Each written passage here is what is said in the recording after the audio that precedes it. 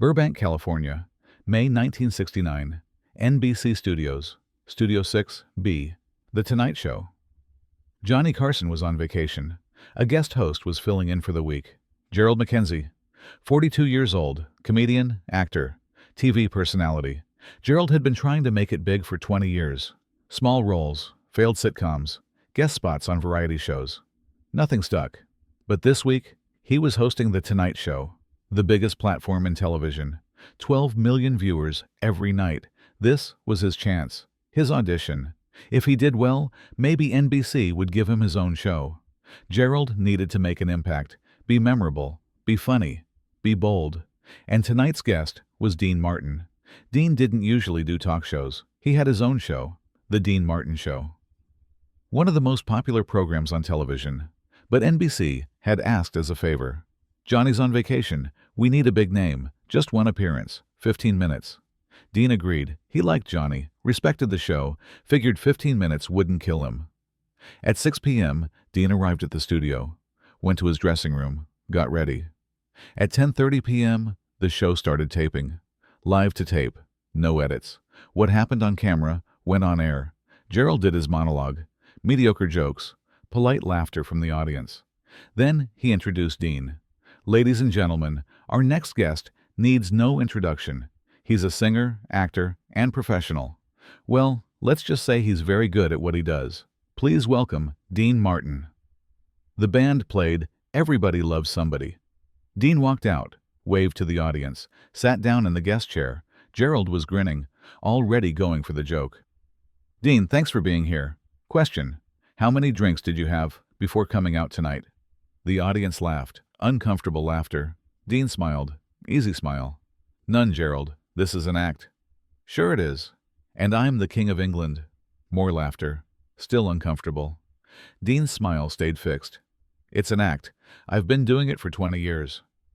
Gerald leaned back, crossed his arms, playing to the camera. Come on, Dean, everyone knows. You show up to your own show half in the bag. You can barely stand up straight. Look at you now. You're swaying in your chair. Dean wasn't swaying. He was sitting perfectly still. Gerald, I'm not drunk. I've never been drunk on television in my life. Right, and Frank Sinatra doesn't have mob connections. The audience went silent. That crossed a line. Dean's smile faded slightly. You want to talk about Frank? We can talk about Frank, but maybe we should talk about you first. What about me? How many shows have you had canceled, Gerald? 3? 4? Gerald's grin faltered. That's not relevant. It's very relevant. You had a sitcom in 1965. The Gerald McKenzie Show, canceled after 6 episodes. Then you had a game show in 1967, Quick Draw, canceled after 3 months. Then last year, you hosted a variety show, Mackenzie's Playground, canceled after 1 season. The audience was dead silent. You could hear the cameras moving. Gerald tried to laugh it off. Hey, that's show business. Not everything works. You're right, not everything works. But most people don't go on national television and mock other performers to make themselves look better. I'm not mocking you, Dean. I'm just joking around. No, you're mocking me. You're suggesting I'm drunk right now, in front of 12 million people. You're attacking my professionalism, my reputation, everything I've built over 40 years. Dean leaned forward. His voice was calm, but there was steel underneath. So let me ask you something, Gerald. Do you know the difference between me and you? What? I play a drunk. You are one. Gerald's face went white. Dean continued. You think I don't know? You think the crew doesn't talk? You showed up here 3 hours ago, already drinking. You had bourbon in your dressing room. You had 2 more during makeup. That's not... The makeup girl told the producer. The producer told me. You're drinking right now. There's a glass under your desk. Go ahead, show the camera. Gerald didn't move. Dean turned to the camera. Ladies and gentlemen, I want to be very clear about something. What I do on my show, the stumbling, the slurring, the drink in my hand, it's an act, a character. I created it in the 1950s because it made people laugh. But it's not real. He turned back to Gerald. When I leave this studio tonight, I'll drive home, sober. I'll have dinner with my family. I'll read to my kids. I'll go to bed at a reasonable hour. And tomorrow, I'll wake up and go to work, just like I've done every day for 40 years. But you, Gerald, when you leave here tonight, you're going to a bar. You're going to drink until 3 a.m. You're going to wake up tomorrow with a hangover. And you're going to wonder why nobody wants to hire you anymore." The audience was frozen. This wasn't entertainment anymore. This was something else. The reason nobody hires you isn't because you're not talented. You are talented. You're funny. You're smart. But you're also an alcoholic who tears other people down to make yourself feel better. And that's why your shows get canceled. That's why you're filling in for Johnny instead of having your own show. That's why you'll never be anything more than a temporary replacement. Gerald tried to speak. Nothing came out. Dean stood up, adjusted his jacket. "Thank you for having me, Gerald. I hope you get the help you need." He walked off. The audience didn't applaud. They just sat there, stunned. Gerald sat behind his desk, face red, hands shaking. We'll be right back after these messages." The camera cut. Commercial break. In the control room, the producer was having a heart attack. Did that just happen? Did Dean Martin just destroy our host on live television? "It went out live," someone said. 12 million people just watched that. Oh God, NBC is going to kill us. Backstage, Dean went straight to his dressing room, got his coat, left. His manager was waiting in the parking lot. "Dean, what the hell just happened in there?" "He called me a drunk on national television in front of 12 million people." "So you decided to destroy his career?" "I defended myself. There's a difference." "You told the world he's an alcoholic." Dean stopped, turned to his manager.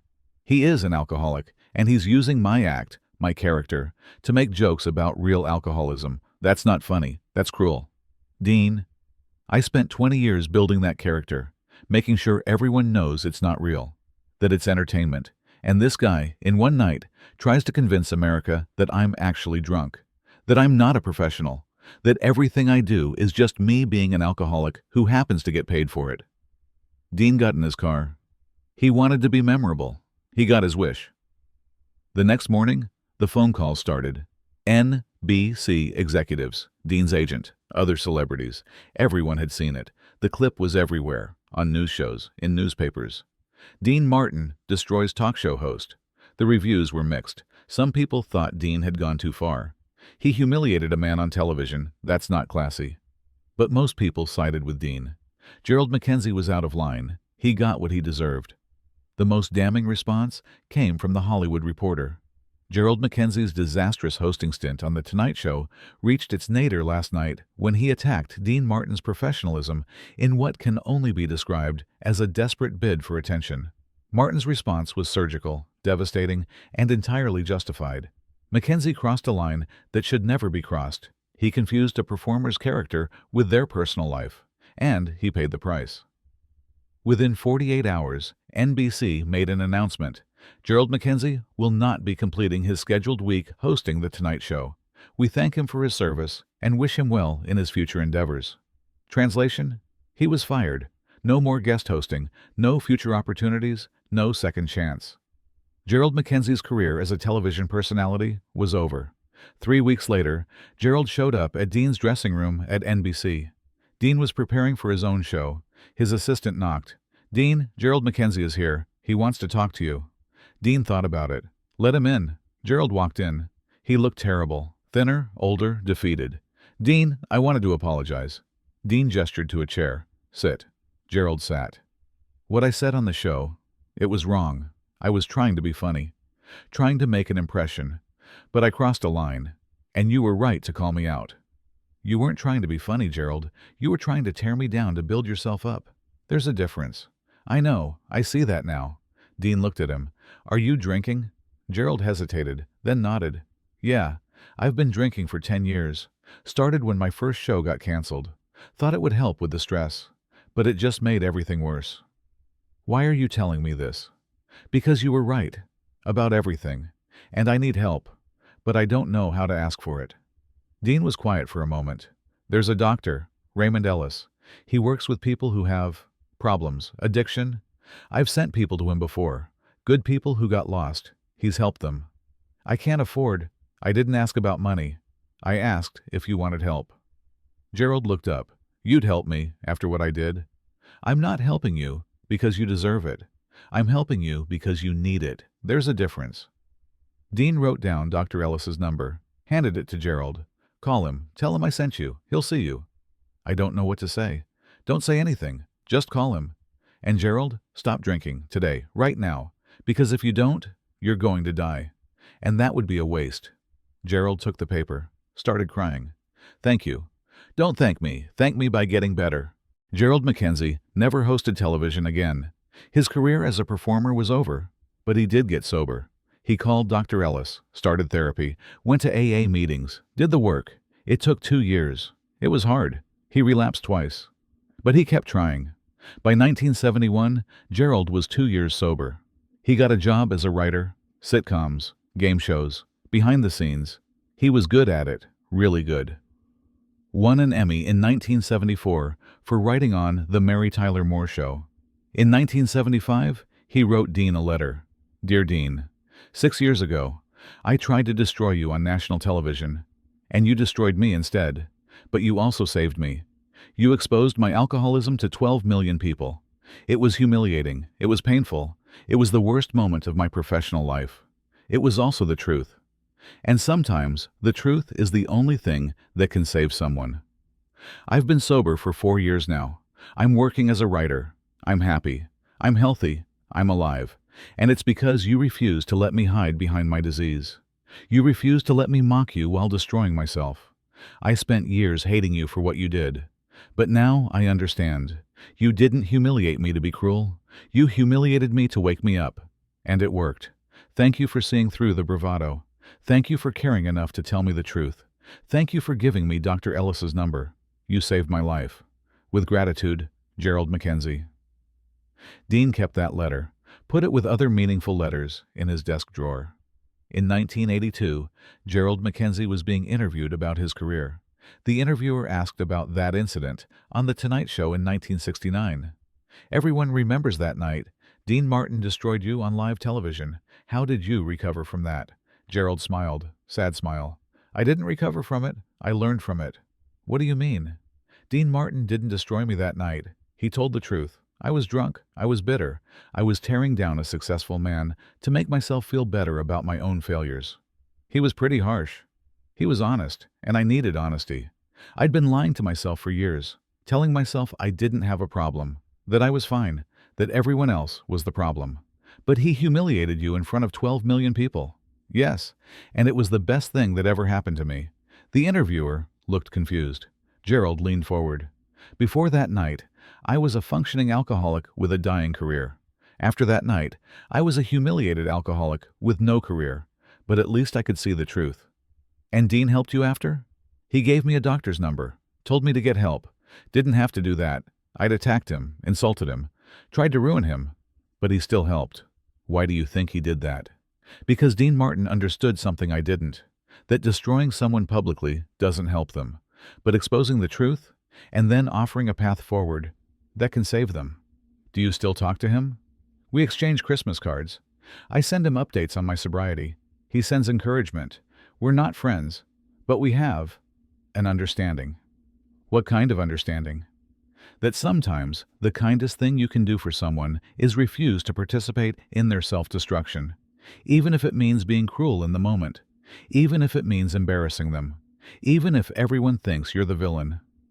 "You think Dean was kind?" Gerald smiled. "I'm alive, aren't I? I'm sober, I'm working, I'm happy. 12 years ago, I was none of those things. So yes, Dean Martin was kind. He just wasn't nice. There's a difference." When Dean Martin died in 1995, Gerald McKenzie was at the funeral. He stood with other people Dean had helped over the years, a small group, quiet, respectful. After the service, Gerald spoke to Dean's daughter, Dina. "Your father saved my life." "I know. He told me about you." Gerald was surprised. "He did?"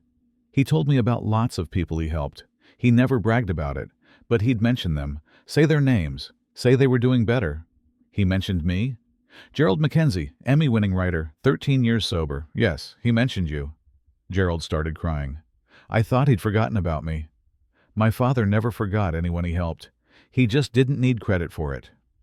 That's the story of May 1969, when a desperate television host attacked Dean Martin on live TV. When Dean could have let it go, could have laughed it off, could have been the bigger person and walked away quietly. Instead, Dean Martin did something else. He told the truth. He exposed Gerald McKenzie's alcoholism in front of 12 million people. He destroyed Gerald's career in 30 seconds. And then, quietly, privately, he gave Gerald a phone number, a doctor who could help, a path forward, a second chance. Because Dean understood something profound. Sometimes the kindest thing you can do is tell someone the truth they don't want to hear. Even if it's brutal, even if it's public, even if it makes you look like the villain. Gerald McKenzie was dying, slowly. His alcoholism was killing him, and everyone around him was enabling it.